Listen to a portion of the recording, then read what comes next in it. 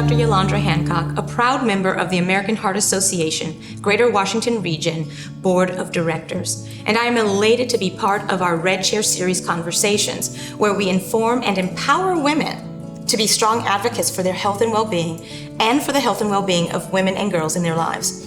It's an honor to be here with you, Dr. Driggers, especially as a pediatrician and as a mother myself, to talk about the critical issue of maternal health. Before we jump into the conversation, can you tell us a little bit more about yourself and your practice? I am a maternal fetal medicine specialist at Johns Hopkins Sibley Memorial Hospital.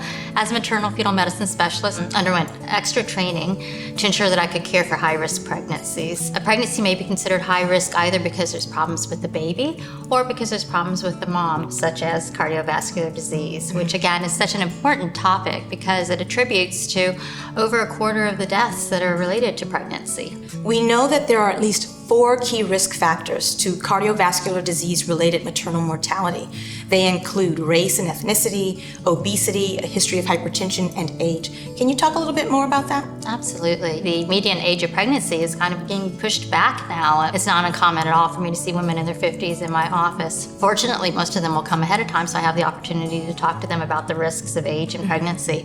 But a woman, for example, who's over the age of 40 has 30 times the risk of dying during pregnancy than a woman who's less than 20. So age is definitely a factor.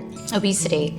Well, we do know that increasing obesity increases the risk of cardiovascular-related death, and that increases with BMI. Race and ethnicity, definitely. We know that non-white persons have a 3 to 4 times higher chance of dying in pregnancy than white race does. And this may be attributed to some of the comorbidities that non-white race have, such as obesity that we just spoke about, but it also may be due to some systemic biases in the healthcare system. And then having a history of previous cardiovascular disease, such as hypertension. So somebody with a pregnancy complicated by hypertension has about a 13-fold increased risk compared to somebody who doesn't have hypertension of heart attack during pregnancy, and an 8-fold increased risk of having heart failure during pregnancy. So one of the things that you mentioned was differences based on race in terms of maternal outcomes. We're here in the nation's capital, where a Black woman has a 75% higher likelihood of dying during the maternal period. Can you talk a little bit more about the disparities, those that we title social determinants of health, and how that influences pregnancy outcomes? Absolutely. Some of this might be related to barriers for seeking care prior to pregnancy, which might identify risk factors for cardiovascular disease.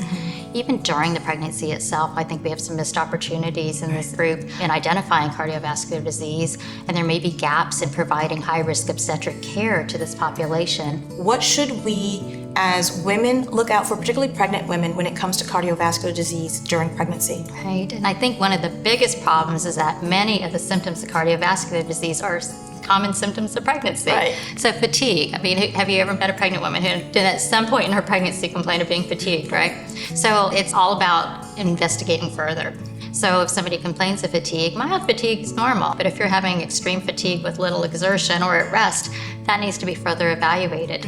Similarly, shortness of breath. Right. It sounds to me, based on what you're saying, for a woman to really be in tune with her body and listen to what her body is saying. Absolutely, and to advocate for herself. So what can we do as women now to decrease our risk? If you are identified to have cardiovascular disease, make sure you plan your pregnancy care as well as delivery in a facility that has all the specialists needed to have that multidisciplinary care that you will need.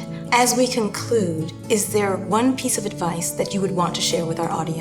Pregnancy is kind of a stress test on the body, but it is also kind of a window into the future health. For example, if somebody has gestational diabetes in pregnancy, they have a 70% lifelong risk of developing type 2 diabetes later on in life. So it's important that these patients let their primary care providers know and can go for yearly physicals so that they can be screened for the development of these diseases.